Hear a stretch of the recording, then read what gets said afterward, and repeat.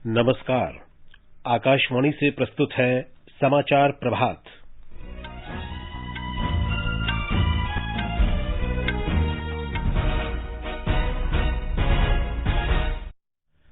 अयोध्या में राम मंदिर निर्माण के लिए भूमि पूजन आज दिन में 12:30 बजे। प्रधानमंत्री नरेंद्र मोदी आधारशिला रखेंगे। देश में कोविड-19 से स्वस्थ होने की दर 66.30% हुई। केंद्र शासित प्रदेश जम्मू कश्मीर और लद्दाख के गठन की पहली वर्षगांठ आज। पिछले एक वर्ष में अनेक विकास कार्य किए गए। जम्मू कश्मीर में सभी धार्मिक स्थल खोले जाने के प्रशासन के फैसले के बाद माता वैष्णो देवी यात्रा 16 अगस्त से फिर शुरू होगी। श्रीलंका में संसदीय चुनाव के लिए मतदान शुरू और लेबनान की राजधानी बेरूत में भीषण विस्फोट में 70 लोगों की मौत और 4000 से अधिक घायल।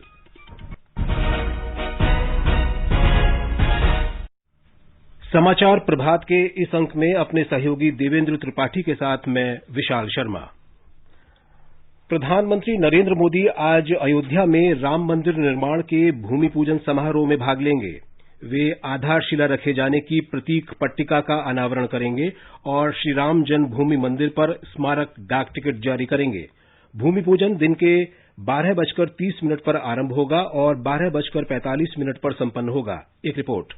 प्रधानमंत्री नरेंद्र मोदी पहले श्री हनुमानगढ़ी मंदिर में दर्शन करेंगे और बाद में वे श्री राम जन्मभूमि में रामलला की पूजा करेंगे। इसके बाद भूमि पूजन का कार्यक्रम होगा। समारोह के लिए विभिन्न आध्यात्मिक पीठों के 135 संतों सहित 175 अतिथि बुलाए गए हैं। विश्व हिंदू परिषद के पूर्व अध्यक्ष दिवंगत अशोक सिंघल के परिवार से महेश, बाघ चंडिका और पवन सिंघल भूमि पूजन के लिए मुख्य यजमान होंगे। भूमि पूजन समारोह में मंच पर प्रधानमंत्री नरेंद्र मोदी, राष्ट्रीय स्वयंसेवक संघ के प्रमुख मोहन भागवत, उत्तर प्रदेश की राज्यपाल आनंदीबेन पटेल, मुख्यमंत्री योगी आदित्यनाथ और ट्रस्ट के अध्यक्ष महंत नृत्य गोपाल दास उपस्थित होंगे। प्रधानमंत्री के आगमन को देखते हुए कड़े सुरक्षा प्रबंध किए गए हैं और भूमि पूजन स्थल पर मोबाइल फोन की अनुमति नहीं होगी। प्रत्येक अतिथि को आमंत्रण पत्र के साथ एक कोड दिया गया है, जिससे केवल एक बार प्रवेश की अनुमति होगी। समाचार कक्ष से निखिल कुमार। श्रीराम जन्मभूमि तीर्थ क्षेत्र ट्रस्ट और उत्तर प्रदेश के मुख्यमंत्री योगी आदित्यनाथ ने पूरे विश्व के राम भक्तों से इस पावन अवसर पर सभी गांव और शहरों में भजन कीर्तन और प्रसाद वितरण का आयोजन करने की अपील की है। कोरोना संक्रमण को देखते हुए आवश्यक एहतियाती उपाय बरतने का आग्रह किया गया है। ट्रस्ट और मुख्यमंत्री की अपील के बाद राज्य में लोग अपने घरों में दिए जला रहे हैं। अयोध्या में विशेष दीपोत्सव का आयोजन किया जा रहा है। अयोध्या की गलियां और सरयू नदी के घाट पर कल हजारों दिए जलाए गए। विशेष द्वारों पर रंगोली और रंग बिरंगी दीवारों पर चित्रित रामायण के प्रसंग प्रधानमंत्री के स्वागत के लिए उत्सुक हैं। रामो विग्रहवान धर्मः, यानी राम धर्म के ही मूर्त रूप हैं और इस मूर्त रूप को एक भव्य मंदिर में विराजमान देखने का दुनिया के करोड़ों राम भक्तों का स्वप्न आज साकार होने जा रहा है। आज दोपहर बाद राम की नगरी में वो पवित्र क्षण आएगा जब उसी अभिजीत मुहूर्त में प्रधानमंत्री नरेंद्र मोदी अयोध्या में भव्य राम मंदिर का भूमि पूजन करेंगे, जिसमें स्वयं भगवान राम का जन्म हुआ था। अयोध्या में प्रस्तावित राम मंदिर एक बेहद मजबूत ढांचा होगा, जिस पर भूकंप का भी प्रभाव नहीं पड़ेगा, क्योंकि इसे बनाने में स्टील का जरा भी इस्तेमाल नहीं होगा और सिर्फ तांबा ही उपयोग में लाया जाएगा। 3 मंजिले राम मंदिर में भूतल पर रामलला विराजमान होंगे, जबकि पहले तल पर राम दरबार होगा और दूसरा तल श्री राम जन्मभूमि तीर्थ क्षेत्र ट्रस्ट के उपयोग के लिए होगा। भव्य राम मंदिर 161 फीट ऊंचाई का होगा। मंदिर के पुराने मॉडल में सिर्फ 3 मंडप थे, जिसे बढ़ाकर अब 5 कर दिया गया है और मंदिर में एक अष्टभुजाकार शिखर होगा। मंदिर के निर्माण में लगभग 3 से 3.5 साल का समय लगेगा। अयोध्या से सुशील चंद्र तिवारी, आकाशवाणी समाचार, अयोध्या। अयोध्या में भूमि पूजन समारोह का आकाशवाणी से सीधा प्रसारण किया जाएगा। इसे सुबह 11:40 से FM गोल्ड और अतिरिक्त मीटरों पर सुना जा सकता है। दूरदर्शन से भी भूमि पूजन आयोजन का सीधा प्रसारण होगा। अयोध्या मामले में बाबरी मस्जिद के पक्षकार रहे इकबाल अंसारी ने भूमि पूजन के लिए निमंत्रण मिलने पर प्रसन्नता व्यक्त की है।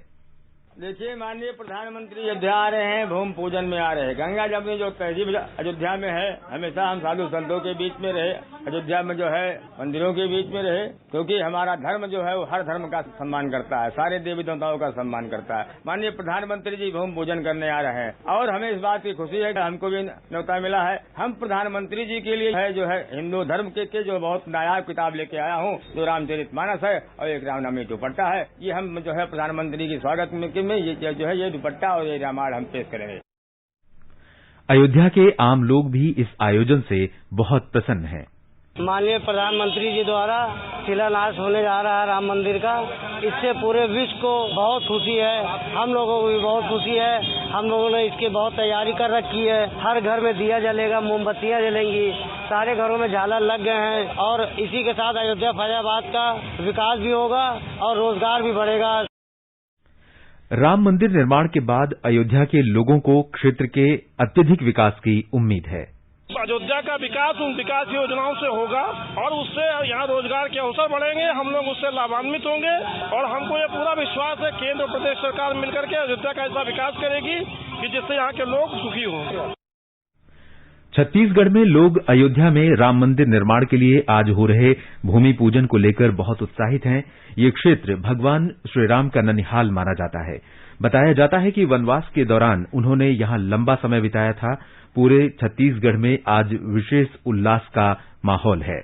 रामायण काल में छत्तीसगढ़ का बस्तर संभाग दंडकारण्य के नाम से जाना जाता था। श्री राम ने अपने वनवास के दौरान एक लंबा वक्त यहाँ बिताया था। श्री राम ने जनकपुर क्षेत्र के सीतामढ़ी हरचौका, जो कि वर्तमान के कोरिया जिले में है, से छत्तीसगढ़ में प्रवेश किया था और यहाँ के अनेक स्थानों में भ्रमण करते हुए सुकमा जिले के रामाराम इलाके से दक्षिण भारत में प्रवेश किया था। छत्तीसगढ़ सरकार ने ऐसे 75 स्थानों की पहचान की है जहां अपने वनवास के दौरान भगवान राम ने समय बिताया था। इन सभी स्थानों को राम वनगमन पर्यटन परिपथ के अंतर्गत विकसित किया जा रहा है। भगवान राम की मां कौशल्या का जन्म स्थान छत्तीसगढ़ के चंदखुरी को माना जाता है। इसके अलावा ऋषि वाल्मीकि का आश्रम भी तुरतुरिया नामक स्थान पर है। राज्य के मुख्यमंत्री ने घोषणा की है कि राजधानी रायपुर के पास स्थित चंदखुरी में माता कौशल्या के भव्य मंदिर का निर्माण कराया जाएगा। विकल्प शुक्ला,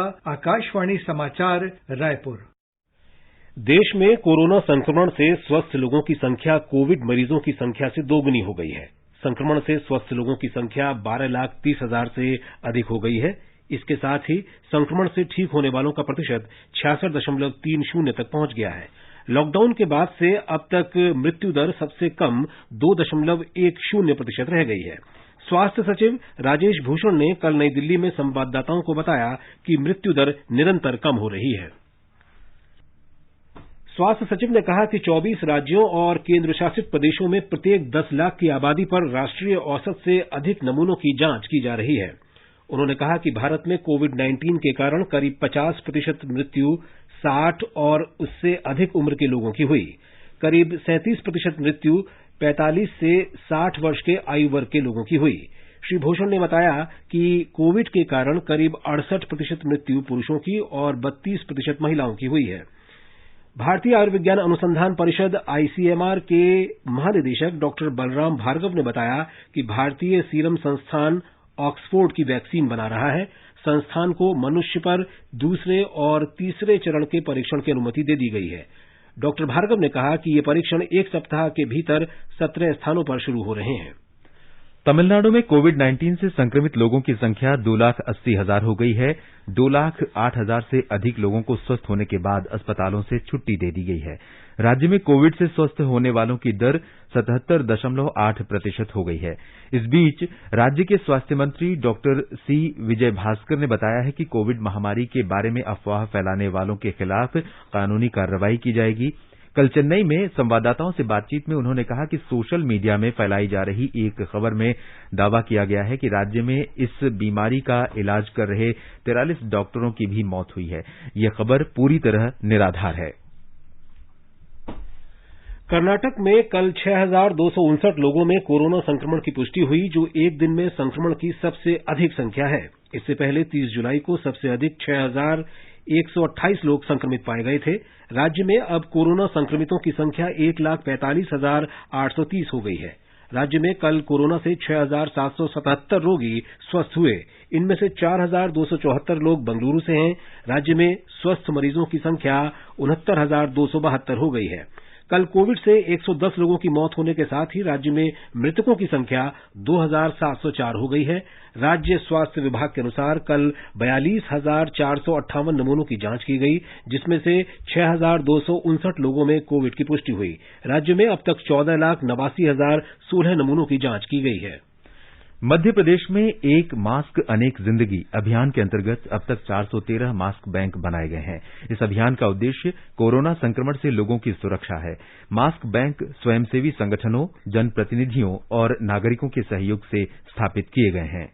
नगरीय विकास एवं आवास मंत्री भूपेंद्र सिंह ने कहा कि कोरोना संक्रमण से बचने का मास्क सबसे सरल और सस्ता साधन है। एक मास्क अनेक जिंदगी अभियान में अब तक विभिन्न संस्थानों एवं नागरिकों द्वारा 1,30,000 से ज्यादा मास्क दान दिए गए हैं। इनमें से लगभग 1,15,000 मास्क वितरित किए जा चुके हैं। इंदौर शहर में भी दानदाताओं द्वारा 16,000 मास्क अब तक दिए गए हैं। इस अभियान में लगभग 600 स्व सहायता समूह भी भाग ले रहे हैं। इस बीच मध्य प्रदेश में पिछले 24 घंटों में 797 नए मामले सामने आने के बाद राज्य में कोविड-19 मामलों की संख्या बढ़कर 35,082 हो गई है। वहीं संक्रमण के कारण इस दौरान 12 मरीजों की मौत के साथ ही मरने वालों का आंकड़ा भी 912 तक पहुंच गया है। स्वास्थ्य बुलेटिन के अनुसार मध्य प्रदेश में स्वस्थ होने वाले लोगों की संख्या भी तेजी से बढ़ रही है। कल भी अस्पतालों से 1,315 कोरोना वायरस रोगियों को छुट्टी दी गई है। संजीव शर्मा, आकाशवाणी समाचार, भोपाल। त्रिपुरा के मुख्यमंत्री बिप्लब कुमार देब की कोविड-19 महामारी संबंधी जांच रिपोर्ट में संक्रमण की पुष्टि नहीं हुई है। श्री देब ने एक ट्वीट संदेश में कहा है कि वे अगले 7 दिन तक क्वारंटीन में रहेंगे। उनके परिवार के 2 लोगों में कोरोना बीमारी की पुष्टि होने के बाद श्री देब क्वारंटीन पर चले गए थे।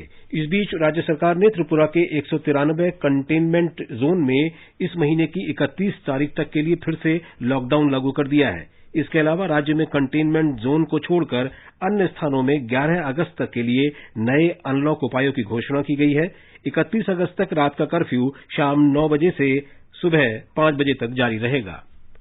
आकाशवाणी के समाचार सेवा प्रभाग से विशेषज्ञों की राय श्रृंखला में कोविड-19 महामारी के बारे में वरिष्ठ चिकित्सा विशेषज्ञों की राय प्रसारित की जाती है।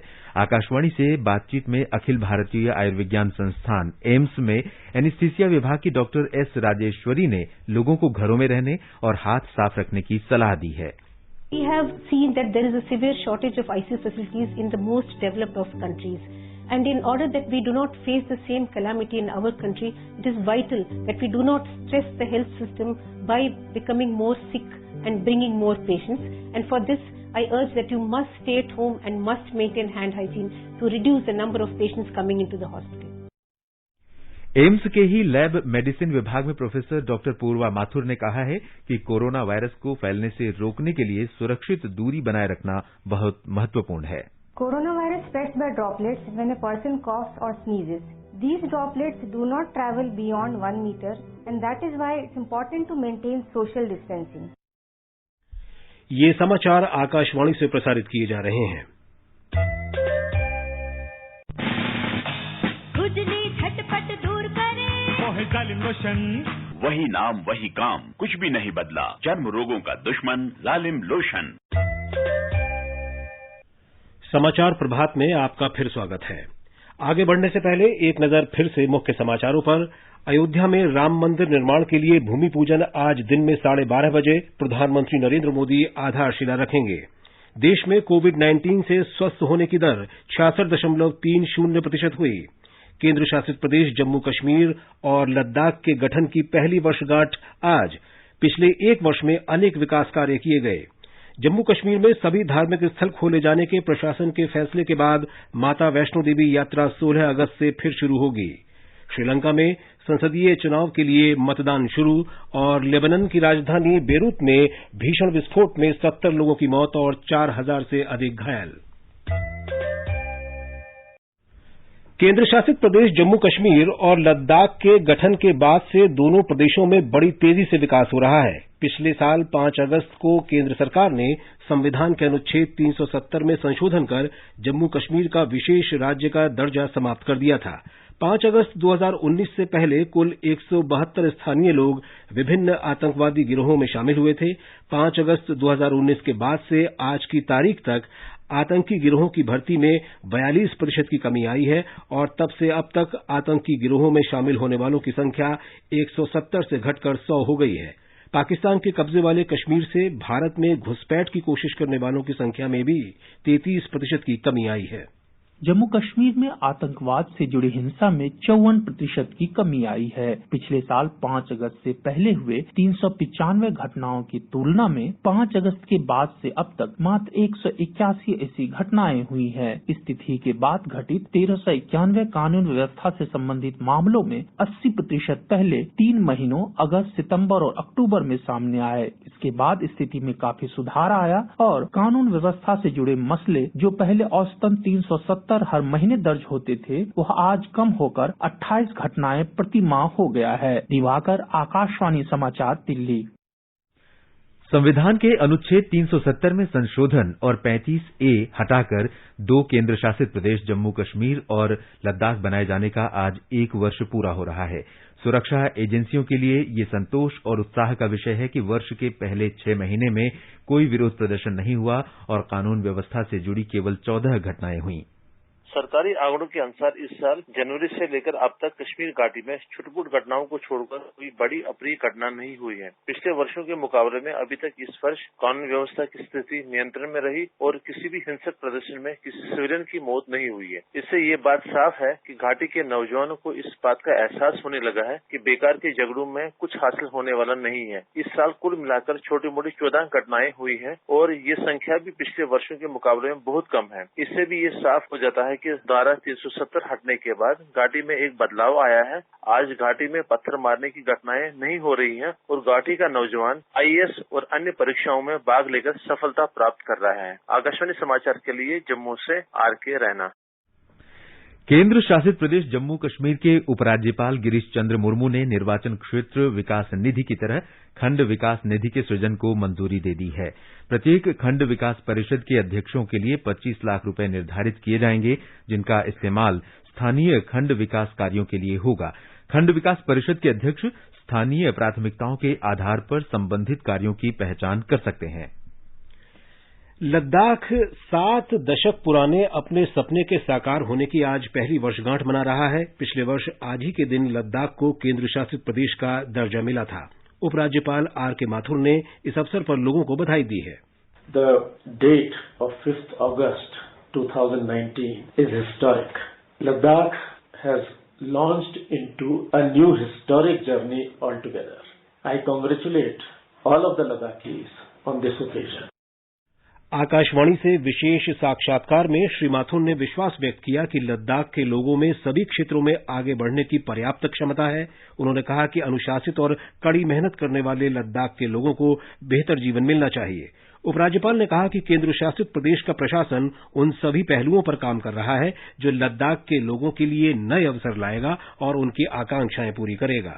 Their apprehensions in terms of jobs, environment, social culture, these are all clearly known, clearly understood and clearly appreciated. This is something which the Union Territory Administration is working on. केंद्र शासित प्रदेश जम्मू कश्मीर में धार्मिक स्थल खोले जाने के फैसले के बाद वैष्णो देवी यात्रा 16 अगस्त से फिर शुरू होगी। श्री माता वैष्णो देवी श्राइन बोर्ड ने कोरोना संक्रमण के कारण लगभग 4 महीने तक बंद रहने के बाद तीर्थ यात्रा फिर शुरू किए जाने की घोषणा की है। श्राइन बोर्ड ने कहा है कि यात्रा के संबंध में मानक संचालन प्रक्रिया बाद में घोषित की जाएगी। जम्मू कश्मीर प्रशासन ने स्वतंत्रता दिवस आयोजनों के बाद इस महीने की 16 तारीख से केंद्र शासित प्रदेश में सभी धार्मिक स्थल खोले जाने का निर्णय लिया है। 74वें स्वतंत्रता दिवस के सिलसिले में आज प्रस्तुत है देश के शिक्षा क्षेत्र की उपलब्धियों पर विशेष जानकारी। सरकार ने शिक्षा गुणवत्ता को उच्च कोटि का बनाने और उस तक सबकी पहुंच सुनिश्चित करने के लिए कदम उठाए हैं।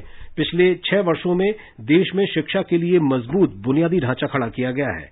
आकाशवाणी समाचार के साथ बातचीत में शिक्षा मंत्री रमेश पोखरियाल निशंक ने कहा कि शिक्षा से जुड़े प्रत्येक क्षेत्र में बीते 6 साल में आमूल परिवर्तन हुए हैं। स्कूली शिक्षा में ध्रुव तारा जैसे कार्यक्रम हुए हैं जो पूरे देश से चुनिंदे बच्चों को लेकर के उनकी प्रतिभाओं को समग्र विकास करने से लेकर और अटल टिंकरिंग लैब से लेकर के ताकि उनकी मन मस्तिष्क के संपूर्ण तंत्र खुले और वो तेजी से आगे काम कर सकें और अंतिम छोर के बच्चे को शिक्षा से वंचित न रहे और उच्च शिक्षा में विभिन्न प्रकार के प्रयोग यहाँ तक कि IOE जो विशेष ऐसे विश्वविद्यालय स्थापित किए जो अंतर्राष्ट्रीय फलक पर अपना नाम करेंगे, भारत का नाम रोशन करेंगे, शिक्षा के स्तर को बढ़ाएंगे। श्रीलंका में नई संसद चुनने के लिए मतदान आज सुबह 7 बजे शुरू हो गया। कोविड-19 महामारी के बीच संसद की 225 सीटों के लिए स्वास्थ्य संबंधी कड़े दिशा निर्देशों के साथ वोट डाले जा रहे हैं। मतदान शाम 5 बजे तक चलेगा। मतगणना शुक्रवार को होगी और परिणाम उसी दिन देर शाम आने की संभावना है। 7,450 से अधिक उम्मीदवार चुनाव मैदान में हैं। प्रमुख उम्मीदवारों में प्रधानमंत्री महिंदा राजपक्ष और पूर्व प्रधानमंत्री रानिल विक्रमसिंघे तथा पूर्व राष्ट्रपति मैत्रीपाला सिरिसेना शामिल हैं। लेबनान की राजधानी बेरूत में कल रात हुए एक भीषण विस्फोट में 70 लोग मारे गए और 4,000 से अधिक घायल हो गए। विस्फोट इतना तेज था कि इसका झटका पूरे बेरूत में महसूस किया गया। इसके असर से कई मकान ध्वस्त हो गए और खिड़कियों के शीशे टूट गए। बेरूत से 240 किलोमीटर दूर साइप्रस द्वीप में भी धमाके की आवाज सुनी गई। 6 वर्ष से गोदाम में भारी मात्रा में रखे विस्फोटकों को इसका कारण बताया जा रहा है। राष्ट्रपति माइकल एओन ने कहा है कि 2,750 टन अमोनियम नाइट्रेट का असुरक्षित रखा जाना विश्वास योग्य नहीं है। राष्ट्रपति एओन ने 3 दिन के शोक की घोषणा की है। भारत ने पाकिस्तान के प्रधानमंत्री इमरान खान द्वारा जारी कथित राजनीतिक नक्शे को असंगत और बेतुका बताया है। नक्शे में पाकिस्तान ने गुजरात तथा केंद्र शासित प्रदेश जम्मू कश्मीर और लद्दाख के कुछ क्षेत्रों पर मनगढ़ंत दावा किया गया है। विदेश मंत्रालय से जारी प्रेस वक्तव्य में कहा गया है कि पाकिस्तान के इस हास्यास्पद दावे की न तो कोई कानूनी वैधता है और न ही अंतर्राष्ट्रीय मान्यता। विज्ञप्ति में कहा गया है कि पाकिस्तान की ये नई कोशिश सीमा पार घुसपैठ से अनधिकृत क्षेत्रों पर कब्जे की उसकी मंशा दर्शाती है। बिहार में बाढ़ की स्थिति अब भी गंभीर बनी हुई है। पिछले 24 घंटे में मधेपुरा और सहरसा जिलों को बाढ़ग्रस्त घोषित किए जाने के बाद उत्तरी बिहार में बाढ़ग्रस्त लोगों की संख्या बढ़कर 7 लाख हो गई है। राज्य के 16 जिलों की 1,152 पंचायतों के 64 लाख से अधिक लोग बाढ़ की चपेट में हैं। पिछले 24 घंटों में बाढ़ से जुड़ी घटनाओं में 42 लोगों की मौत हुई है। इनमें सबसे अधिक लोग दरभंगा और मुजफ्फरपुर के हैं। पीड़ितों को भोजन उपलब्ध कराने के लिए 1,365 लंगर लगाए गए हैं, जिनसे 10 लाख से अधिक लोगों को भोजन मिल रहा है। एक रिपोर्ट। दरभंगा में चौथी बार रिंग बांध टूट गया है। इसके चलते निचले इलाकों में बाढ़ का पानी तेजी से फैल रहा है। समस्तीपुर, सीतामढ़ी, गोपालगंज, पूर्वी चंपारण और सारण में लोगों को बाढ़ के कारण कठिनाइयों का सामना करना पड़ रहा है। कई जगह सड़कें टूट गई है, जिसके चलते आवागमन बाधित है। बाढ़ प्रभावित लोग राष्ट्रीय उच्च पथ और ऊंचे स्थानों पर शरण लिए हुए हैं। मुख्यमंत्री नीतीश कुमार ने राहत शिविर में रहने वाले लोगों की कोरोना जांच करने का निर्देश दिया है। एनडीआरएफ और एसडीआरएफ की 33 टीम राहत और बचाव कार्य में जुटी हुई है। 4,50,000 से अधिक लोगों को सुरक्षित स्थानों पर पहुंचाया जा चुका है। समस्तीपुर में बूढ़ी गंडक खतरे के निशान से 2 मीटर ऊपर बह रही है। इसी तरह बागमती, महानंदा, गंगा और अधवारा समूह की नदियों का जलस्तर भी खतरे के निशान से ऊपर है। आकाशवाणी समाचार के लिए पटना से कृष्ण कुमार लाल। महाराष्ट्र में मुंबई और उसके आसपास के क्षेत्रों में आज लगातार दूसरे दिन भारी वर्षा हो रही है। मौसम विभाग ने आज के लिए रेड अलर्ट जारी किया है और मुंबई, ठाणे तथा रायगढ़ में कुछ स्थानों पर भारी बारिश का अनुमान व्यक्त किया है। नागरिकों से तटीय क्षेत्रों में न जाने को कहा गया है। दमकल विभाग और राष्ट्रीय आपदा मोचन बल के दल किसी भी आपात स्थिति से निपटने के लिए तैयार हैं। मुंबई में आज लगातार दूसरे दिन भारी बारिश जारी है। शहर में एक ही दिन में लगभग 270 मिलीमीटर बारिश दर्ज की गई थी। मुंबई और ठाणे इलाके में कई निचले इलाके में पानी भर गया है। ठाणे शहर और इसके आसपास के इलाकों में पेड़ गिरने की घटनाएं सामने आई हैं। ठाणे महानगर पालिका के आपदा प्रबंधन शाखा के प्रमुख संतोष कदम ने कहा कि औला गांव में एक 15 वर्षीय लड़के की मौत हो गई है, जब बारिश में गिरे एक लाइव इलेक्ट्रिक केबल के संपर्क में वो आया था। शाम को पोखरण रोड क्षेत्र में एक आवासीय सोसाइटी की 90 फीट की एक दीवार ढह गई है, जिसमें 3 कारों का नुकसान पहुंचा है। पालघर के आपदा नियंत्रण शाखा के प्रमुख विवेकानंद कदम ने कहा कि पालघर में पेड़ गिरने और छतों को भारी हवाओं में उड़ने या क्षतिग्रस्त होने के मामले सामने आए हैं। इस बीच मुंबई नगर निगम ने फायर ब्रिगेड और 300 अस्थायी रूप से स्थापित किया पंप स्टेशन के कर्मचारियों को सतर्क रहने के लिए कहा है। देवप्रिय भट्टाचार्य जी, आकाशवाणी समाचार, मुंबई। और अब एक नजर देश के विभिन्न भागों में आज के मौसम पर। राष्ट्रीय राजधानी दिल्ली में बादल छाए रहेंगे और हल्की वर्षा हो सकती है। न्यूनतम तापमान 28 डिग्री सेल्सियस रिकॉर्ड किया गया। अधिकतम तापमान 37 डिग्री सेल्सियस रहने का अनुमान है। मुंबई में बादल छाए रहने और भारी वर्षा की संभावना है। न्यूनतम तापमान 24 डिग्री सेल्सियस रहा, जबकि अधिकतम तापमान 26 डिग्री सेल्सियस के आसपास रहेगा। चेन्नई में भी बादल छाए रहेंगे। न्यूनतम और अधिकतम तापमान 27 से 36 डिग्री सेल्सियस के बीच रहेगा। कोलकाता में आंशिक रूप से बादल छाए रहने और गरज के साथ बारिश होने के आसार हैं। न्यूनतम तापमान 27 डिग्री सेल्सियस दर्ज किया गया। अधिकतम तापमान 34 डिग्री सेल्सियस के आसपास रहने का अनुमान है। केंद्र शासित प्रदेश जम्मू कश्मीर के जम्मू में आंशिक रूप से बादल छाए रहने की संभावना है। श्रीनगर में आसमान साफ रहेगा, लेकिन शाम या रात तक आंशिक रूप से बादल छाए रहेंगे। लद्दाख में तापमान 15 से 30 डिग्री सेल्सियस के बीच रहने की उम्मीद है।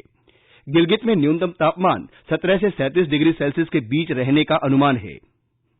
मुजफ्फराबाद में आसमान साफ रहेगा, लेकिन शाम या रात में आंशिक रूप से बादल छाए रह सकते हैं। न्यूनतम तापमान 23 डिग्री सेल्सियस रहा, अधिकतम 37 डिग्री सेल्सियस रहने की संभावना है। समाचार कक्ष से वीरेंद्र कौशिक। मौसम के बाद अब बात खेलों की। खेल मंत्री किरेन रिजिजू ने कल खेलो इंडिया योजना की महापरिषद की पहली बैठक की अध्यक्षता की। इस अवसर पर अपने संबोधन में श्री रिजिजू ने राज्यों से आग्रह किया कि वे हर साल राज्य स्तरीय खेलो इंडिया खेलकूद प्रतियोगिताओं का आयोजन करें, ताकि सबसे निचले स्तर पर खेल प्रतिभाओं की पहचान की जा सके। श्री रिजिजू ने कहा कि जो राज्य वार्षिक खेलकूद प्रतियोगिताओं का आयोजन करते हैं, अगर वे खेलो इंडिया के साथ तालमेल कायम करें तो केंद्र उन्हें इनके आयोजन के लिए मदद देगा। ये समाचार हमारी वेबसाइट newsonair.com/hindi पर भी उपलब्ध हैं। और अब आज के समाचार पत्रों की सुर्खियों के साथ है देवेंद्र। जी विशाल। अयोध्या में भव्य राम मंदिर निर्माण के लिए होने वाले भूमि पूजन को आज के सभी समाचार पत्रों ने मुख्य पृष्ठ पर दिया है। जनसत्ता की सुर्खी है, भूमि पूजन के लिए अयोध्या तैयार, प्रधानमंत्री मोदी आज रखेंगे आधारशिला। वीर अर्जुन की सुर्खी है, आ गई शुभ घड़ी, आज होगा भूमि पूजन। भगवान राम की नगरी अयोध्या को सजाया गया है दुल्हन की तरह। हिन्दुस्तान के शब्द हैं, रामनगरी में आस्था का नया सूर्योदय। अमर उजाला ने लिखा है, प्रतीक्षा समाप्त, 492 वर्ष के इंतजार के बाद अयोध्या में श्री राम जन्मभूमि मंदिर का भूमि पूजन। सिंह द्वार से ही दिखेगी गर्भगृह में विराजमान रामलला की अद्भुत छवि। राष्ट्रीय सहारा ने वरिष्ठ भाजपा नेता लालकृष्ण आडवाणी के बयान को दिया है, राम मंदिर का शिलान्यास भारतीयों के लिए भावपूर्ण दिन। कोरोना महामारी के खिलाफ लड़ाई में भारत के महत्वपूर्ण बढ़त हासिल करने का समाचार दैनिक जागरण में है। देश में सक्रिय मामलों के दोगुने से भी अधिक मरीज ठीक हुए, बढ़ते कदम शीर्षक से पत्र ने लिखा है, स्वदेशी कोविड वैक्सीन के क्लिनिकल ट्रायल का पहला चरण पूरा, दूसरा शुरू। नवभारत टाइम्स ने दिल्ली में कोरोना के मामले कम होने पर मुख्यमंत्री अरविंद केजरीवाल के इस बयान को दिया है, कोरोना नियंत्रण में, लेकिन लापरवाही न बरतें।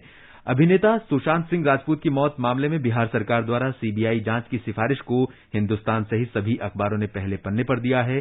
सुशांत मामले की होगी सीबीआई जांच, मुख्यमंत्री नीतीश कुमार बोले, पिता की मांग के आधार पर लिया फैसला। संघ लोक सेवा आयोग की सिविल सेवा परीक्षा 2019 के कल घोषित परिणाम को भी अखबारों ने अहमियत दी है। दैनिक ट्रिब्यून के अनुसार सोनीपत के प्रदीप सिंह ने हासिल किया शीर्ष स्थान। टॉप करने वाले प्रतिभागियों की सफलता के पीछे उनके परिवारों के संघर्ष को दैनिक भास्कर ने प्रमुखता से दिया है। बुरा दौर बीता, किसान उबारेंगे अर्थव्यवस्था, अमर उजाला के कारोबार पन्ने पर है। पत्र ने वित्त मंत्रालय के इस भरोसे को दिया है कि बेहतर मॉनसून दूर करेगा महामारी से छाया संकट, आरबीआई और सरकार की नीतियां भी कारगर।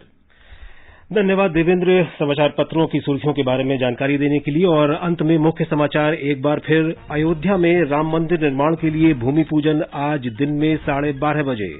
प्रधानमंत्री नरेंद्र मोदी आधारशिला रखेंगे। देश में कोविड-19 से स्वस्थ होने की दर 66.30% हुई। जम्मू कश्मीर और लद्दाख को केंद्र शासित प्रदेश बनाए जाने की पहली वर्षगांठ आज।